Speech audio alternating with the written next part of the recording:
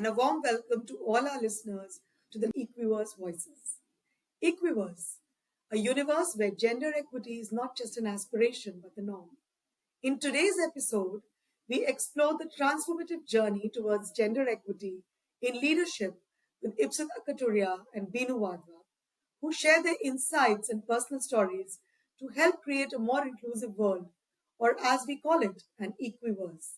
Ipsita Kathuria brings over 30 years of experience in both the public and private sector, including the IMF. Passionate about gender equity, she co-founded TalentNomics to empower women and strengthen leadership across India and South Asia.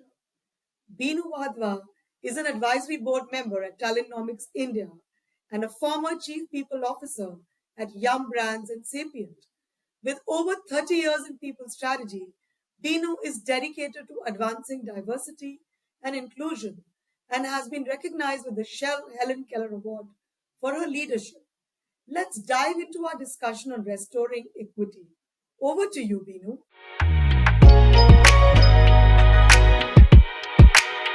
I've known you for the last 25 years, but for the benefit of the listeners, could you share what triggered you to leave your successful corporate career, embark on regular travels to India, and passionately champion gender equity in leadership? Thank you, Binoo. And it's really, really lovely to be here with you and having this conversation on this issue, which is passionately driving both of us. So for me, Binoo, there was no one big bang revelation to my passion. It has evolved over my career journey, over witnessing what's happening around me in the world.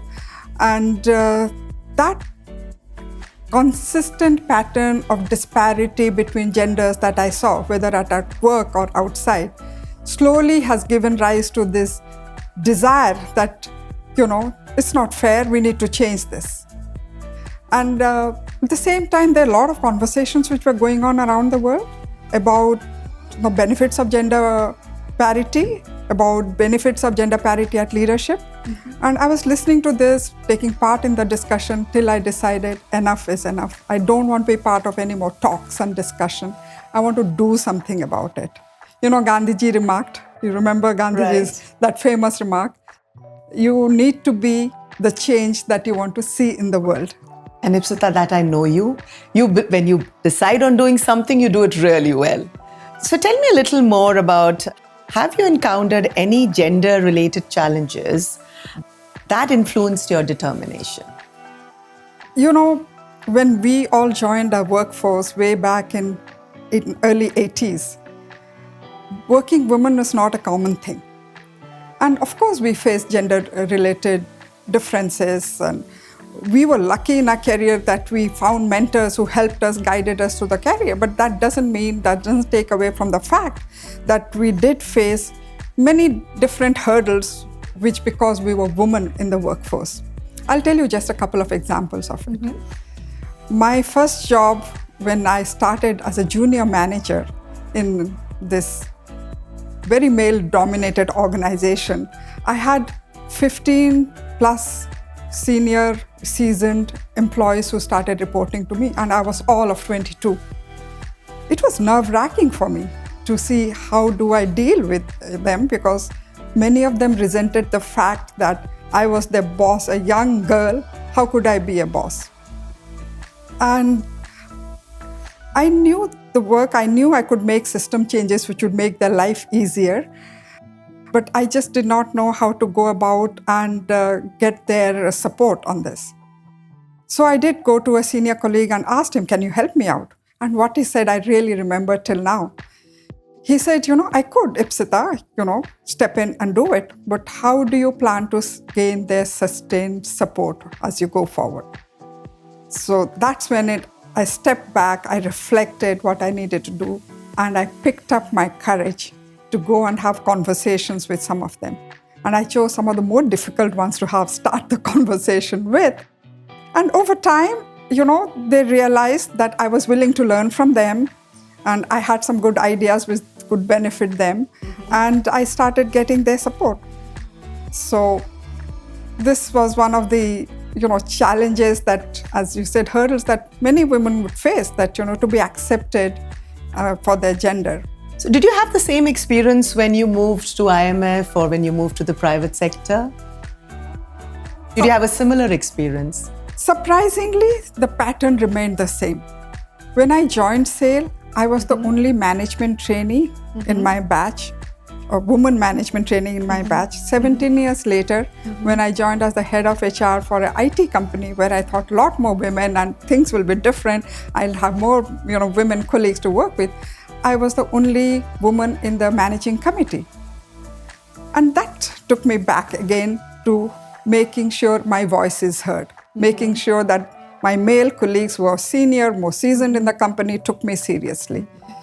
So, and same as I moved to IMF, yes, there, directly my gender did not affect me, but what I did see was there were so many highly educated women from top-notch universities, PhDs, who struggled to rise to the top levels in the organization, in spite of IMF having really progressive diversity, equality policies. So the pattern continued, over my career of 30 years, and that's what really triggered me that I need to do something about it. It's not fair. So given all the challenges, so what is that magic wand you had, Ipsita, in your hand that helped you still have such a successful career? I remember you were also named as the most successful executive. You had a fast-tracking life career. So tell me, what is your magic? I don't know, Binoo, whether there was a magic, but some things which I can just share with you what I did. And one of them was to raise my hand. I made sure that I was open to all opportunities. And sometimes it was not easy. As a young mother with a small child, it's not easy always to be able to take on additional responsibility. But I think that's what differentiated my journey, because I could actually raise my hand and say, yes, I'm open for this extra assignment.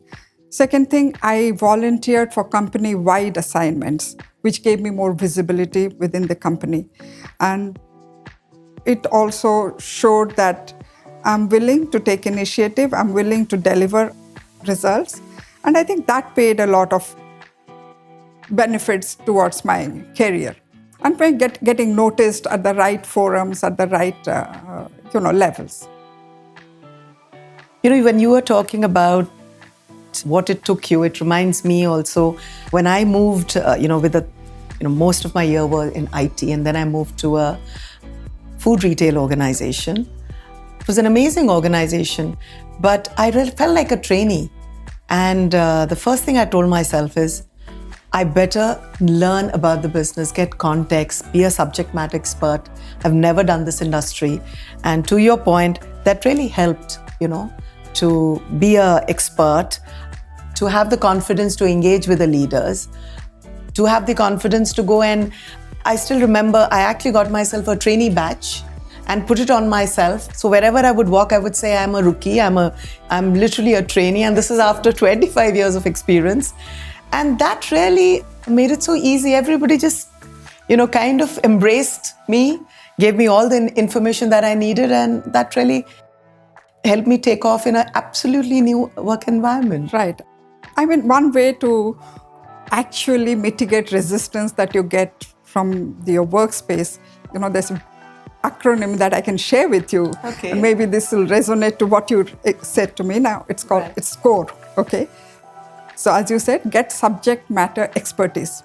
When you're facing resistance, first thing you need to do is you need to know your subject when you want to talk to people.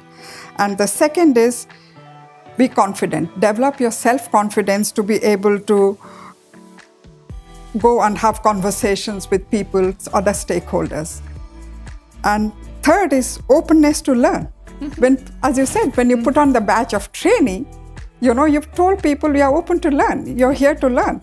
And that really opens up people's mindset about who you are and what you are. And R is resilience. You might still get pushback, as you go along. because of your gender, your age, or whatever it is. Yeah. Be resilient to, come back and, move on. Yeah. And last is engage. Engage with people, engage deeply with your colleagues, your stakeholders. So if you master score, you can score a point in terms of your career.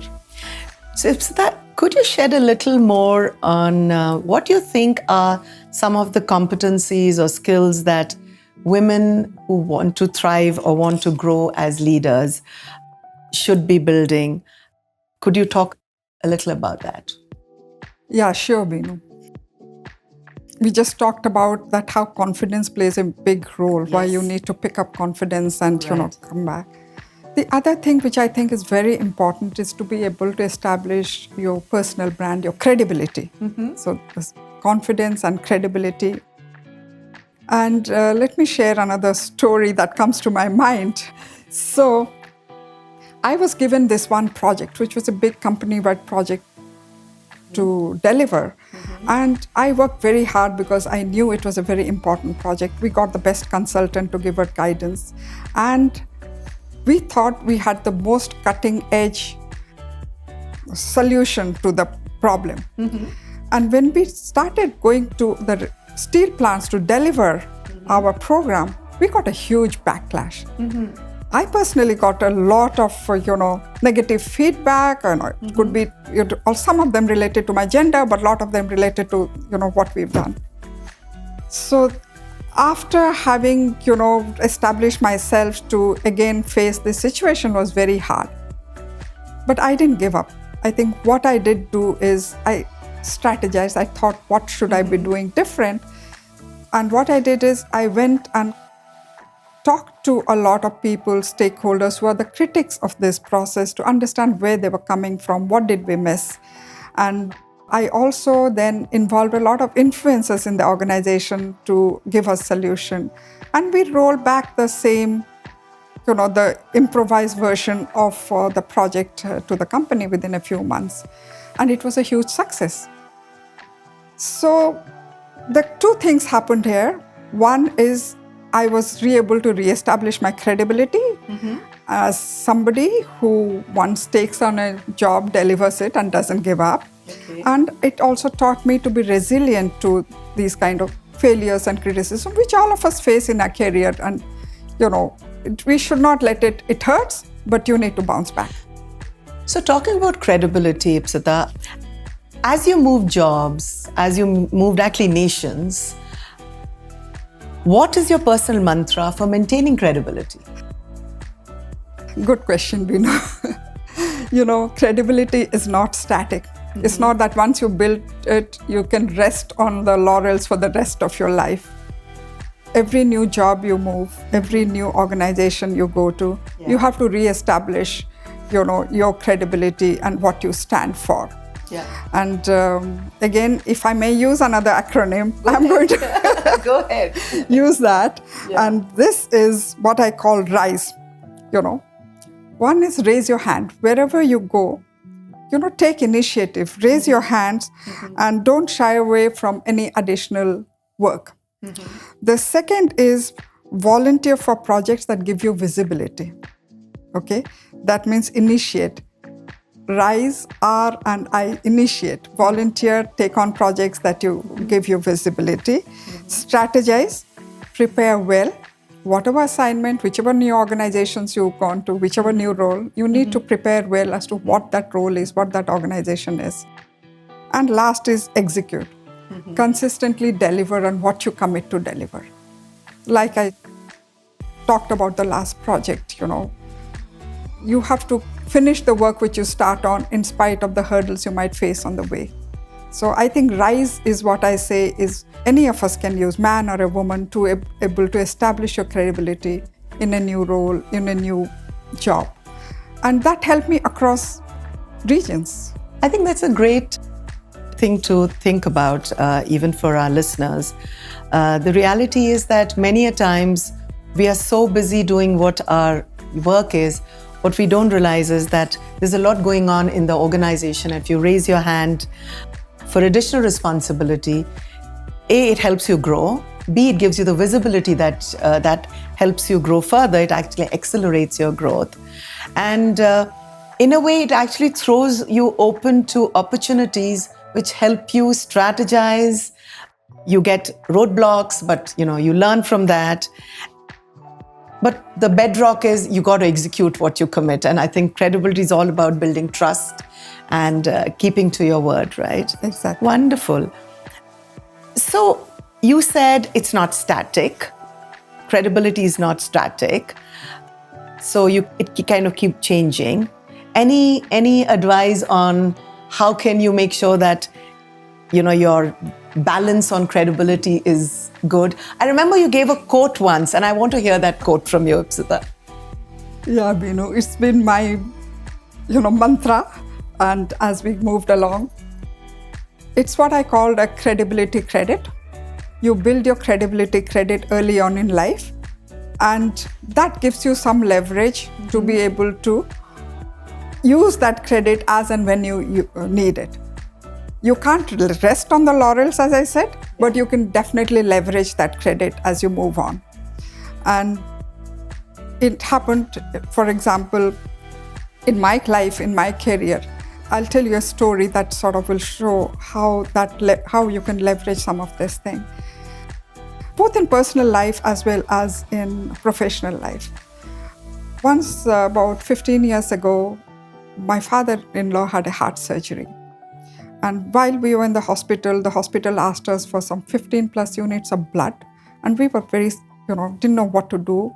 And one of my junior colleagues called me to check how the surgery was going. I said, look, they have asked for blood. We don't know what to do. Within half an hour, there were 20 of my colleagues from office standing there to offer blood. This is part of, because you've established a rapport, a credibility, people are there to help you. And this is partly what I'm saying, personal life. I'll tell you another story about professional life, and part of that. So, okay. When I decided to start TalentNomics after 30 plus years of corporate career, it is my credibility credit that I leverage to really start TalentNomics, and the success of TalentNomics belongs to that. Because I had established this credibility earlier on with my colleagues, with my senior, I could pick up the phone and call you after many years and say, Binoo, I want to start this. And are you game? And you didn't blink an eyelid. You said, Ipsita, I'm with you. And it's been a wonderful journey. I agree. It's been really wonderful to that. And I did the same with many of my past colleagues and seniors and my previous contacts, because I had over time established the credibility that if I am passionate about something, I'm serious about something, I will deliver a result. And all the people who were passionate about the same cause that we are talking about, gender parity, started becoming part of this journey. So yes, credibility credit is very, very important, and all of us need to build that. And I have an acronym for you, Binoo. Okay, go ahead. And I promise that's the last acronym I'll leave you with. First is consistency. For credit, it's consistency. Consistency, we need to take actions consistent with our values and what our core belief is. And that's the only way we can show consistency. And second thing is resilience, that yes, there will be challenges as we go along, but we need to be able to overcome them. We need to be able to bounce back. It's not the failures which define us, it's how we bounce back is very important. True. So credibility. And third is engagement. Engaging with people with complete authenticity, deeply engaging with people gives you the credibility and the power of your authenticity. And D stands for development, to continuously invest in your skills and your knowledge that is in line with your role and your aspiration. That gives you the value, the credibility that yes, she is or value he is. That you add. Yes, values, adding value to it. And integrity it goes without saying. True. If you don't have integrity, you have no credibility anyway, you don't stand. So you have to be true to yourself, you have to be true to your commitments, and you have to be true to your values. That's integrity. So we can very safely say that for all the listeners, invest in credibility credit cards and not anything else. Right. Okay. So we've spoken about confidence, we've spoken about credibility in your career journey. They seem to have played a huge role. Can you tell me, how did you leverage your ecosystem to propel your career? That is something which actually came deeply from my own heart and being. I love connecting with people. And that's been there from childhood, I guess. I love connecting with family members. I loved connecting with friends. And as I started working, I loved building connection with people. So that was my thing, that when I started working, I said, why shouldn't I leverage this, my need, my passion to connecting with people in my work environment? And I started connecting deeply with my colleagues, my team members, my seniors, my peers. And that connection didn't have to stay contained to the work environment and the few hours we spent together. While you connected well there, I also, outside work, we socialized. You remember how much we said, families got to know each other. Yes. That's when you build that deep connection with people. And that is a huge social capital that one builds, which comes to help you and play a role later in your life, or even at that point of time. So connection is a big part of, I think, how I leverage the support system to be able to help my career. For example, again, when my child was very small, he was hardly 3 months old when I had to start traveling. So how did I do that? I leveraged the whole ecosystem, my connections with people. I asked some of my friends to, check out. I asked my in-laws to move in with me. I had built a very good, deep relationship with my in-laws. So they were happy to help out and help me in my career and provide me the support. So they stepped in. And so similarly, many stages in my career, including my last journey into TalentNomics, is the connections that have helped out. So the credibility and connections give people the motivations to be with you, to help you. Oh, wonderful. So now I can relate the learnings from your experience with the 4 C's of TalentNomics. I can see why you thought about the 4 C's in TalentNomics.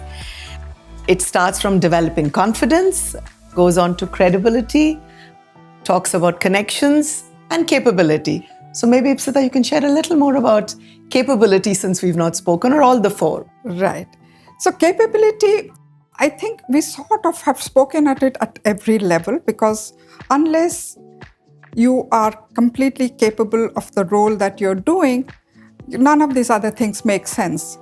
Yeah. So we talked about developing oneself, building one's skill. So capability is the underlying foundation.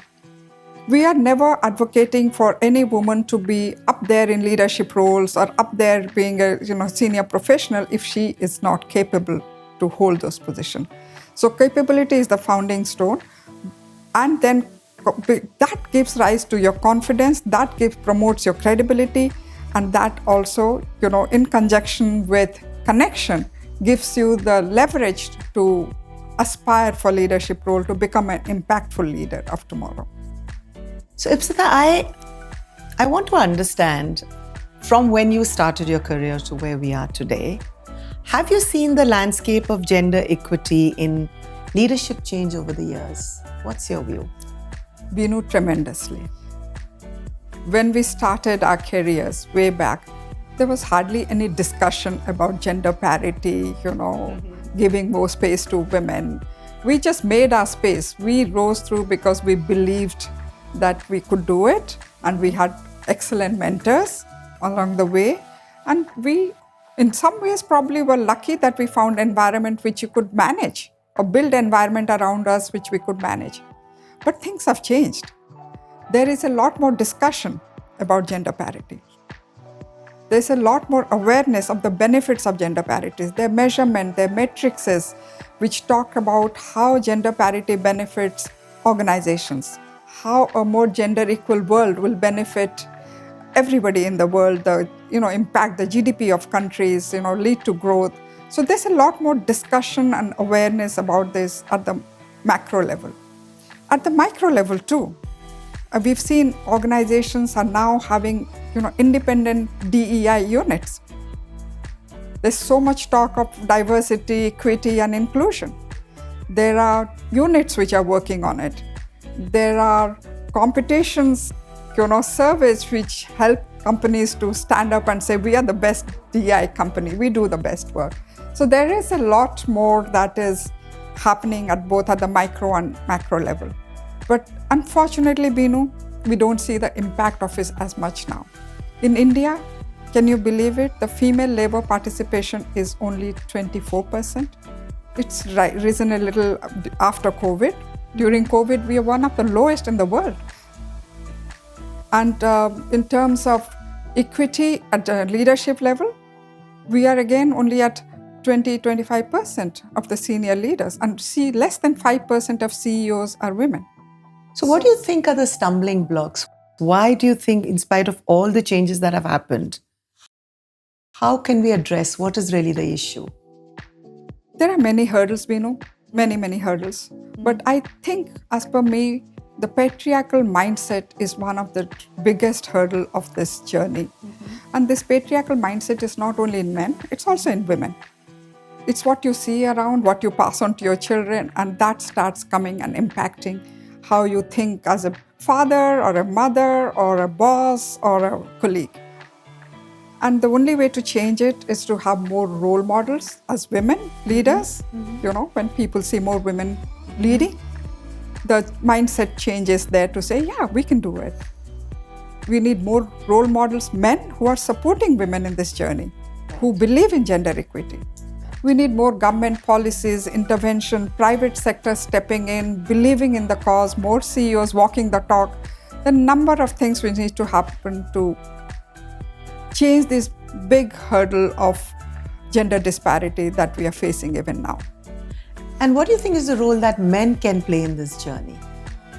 Oh, men can play a huge role because we believe we are equal partners in this journey.